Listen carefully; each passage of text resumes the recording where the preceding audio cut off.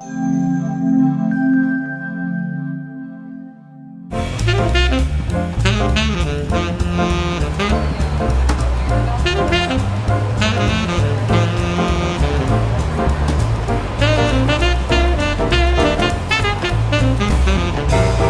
welcome to WilliamsonSource.com. I am Joe Scutella. I am the Wine and Spirits Director at Bonus Bev here in Nashville, Tennessee. Today I'm here as your wine Sherpa, leading you up the wine trail less traveled. We are at 1799 Wine and Tapas Bar right here in Franklin, Tennessee at Whole Foods. And in a moment, we are going to talk with Neil Winter, who runs the place, and he's going to talk about what they do here, some of the organic wines, and some of the great food they have here. Stick with us.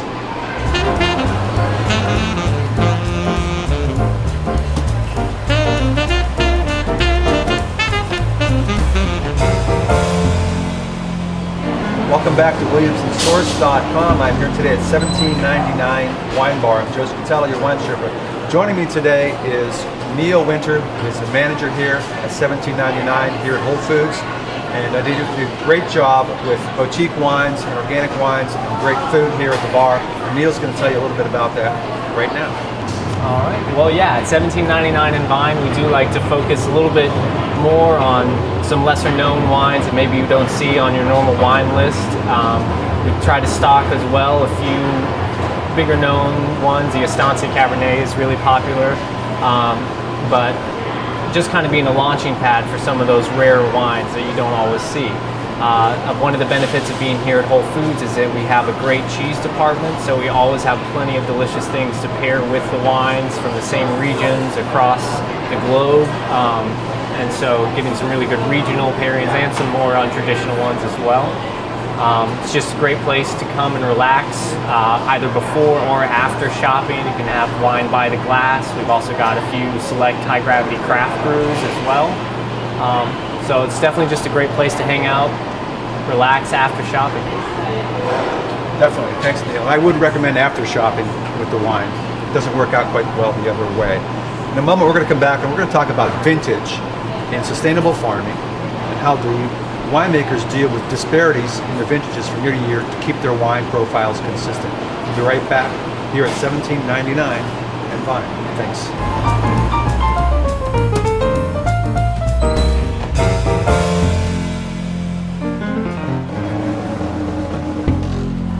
Welcome back to WilliamsonSource.com. I'm Joe Scutella, your wine Sherpa, leading you up the wine trail a little less traveled. Today we're going to talk a little bit about vintage and how that affects the profile of wines from year to year and how winemakers adjust to changes in vintages. First thing you need to know that when you buy let's say a Cabernet in California or a Chardonnay or a Sauvignon Blanc, the rules are such in the state of California, nationally really, that wine only needs to be 75% of that varietal. So a Cabernet can be 75% Cabernet and 25% of who knows what. Most winemakers don't tell you what's in it because they don't have to by law. All they have to do is meet that 75% requirement. In addition, what you'll find is many of the wines on the shelves in stores are not actually estate wines. They're wines that are the French would call négociants, people who go out and buy already made bulk wine and then blend it or doctor it in some way and then bottle it. And if you look on the back of a bottle, if it says bottled at such and such winery, that is not an estate wine. They bought a big tanker truck full of wine, doctored it up a little bit, and put it in a bottle. But estate wines like this one, this is Albertina from Mendocino County. This is a sustainably farmed vineyard where everything that happens within the vineyard stays there. Smallest ecological footprint that they can muster up. They try to replenish everything they take out of the soil, everything they take out of the water.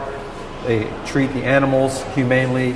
They treat their employees fairly and try to keep everything contained within winery. So these grapes were grown on the estate.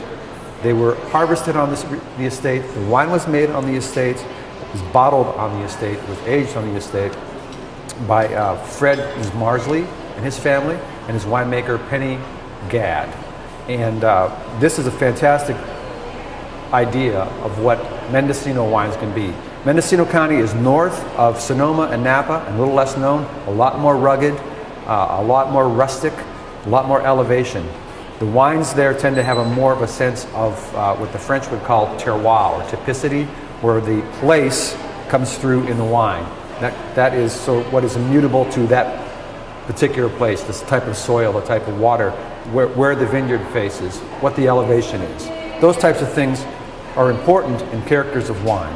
And the difference between an estate wine, where the grapes were grown on the estate and with tender loving care, and those other wines I was talking about where someone buys a tanker truck full of wine and throws oak chips in it and puts it in the bottle, is passion. Passion is the big difference. And I'll pay for passion any day of the week over a $10 wine that got thrown in a bottle from a tanker truck.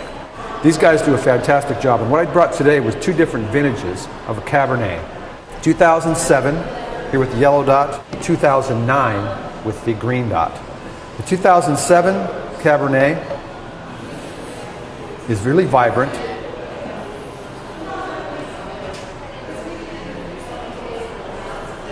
Lots of bright black fruit up front, really soft tannins. It's almost like you took a piece of dark chocolate and just let it melt on your tongue, and then it's got this nice wash of acidity.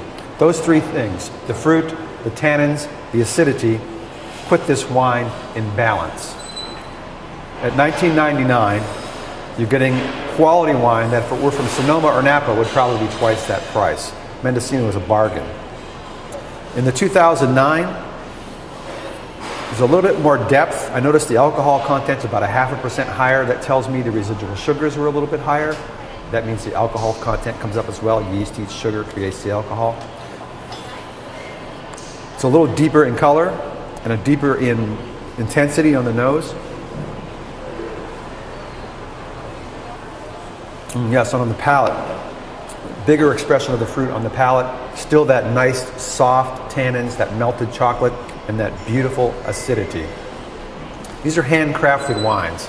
It's hard to find a handcrafted wine of this quality at $20. You can go to the store and pick something off the shelf that says bottled in ABC Winery, but you don't know where that comes from. You don't know where the grapes were cared for or how they were cared for. Passion is where it's at. And the way these guys deal with vintage is, as I said earlier, they only need to be 75% Cabernet to call this wine Cabernet. The 87 has 86% Cabernet. The remainder is Cabernet Franc and Merlot. The 89 has 89% Cabernet, and the remainder is Cabernet Franc, Merlot, and 1% Petit Verdot.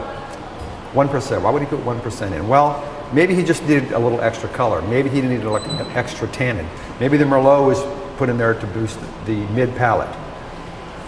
It's all a balancing act. It's like making a painting. You want everything to be in balance. You want everything to be in tune. And it takes a lot of tender loving care to do that. These guys will take barrel samples of these wines, put them in bottles, take them to the back room of the winery, get little beakers with turkey basters, thieves, and make these blends for days, weeks on end until they get it right. And they come up with that 1% in that one beaker of that Petit Verdot. Just that much is going to make that much difference in the wine. And it surely does. The quality is fantastic. Vintage, you got to do the dance. The last two vintages in California have been really tough. Cold summers in Sonoma and Napa. That causes the winemakers to have to shuffle their feet a little bit and to include blends, which they're allowed to do by law, and there's nothing wrong with that. Quality, value, passion, vintage, it's all right here in Albertina Wines. Thank you for joining us at WilliamsonSource.com. I'm the wine Sherpa Joe Scutella. Thank you for being here at 1799 and Vine Wine Bar here in Franklin, Tennessee at the Whole Foods. And thank you, Neil. Appreciate your help. We'll see you all on the wine trail, a little less travel.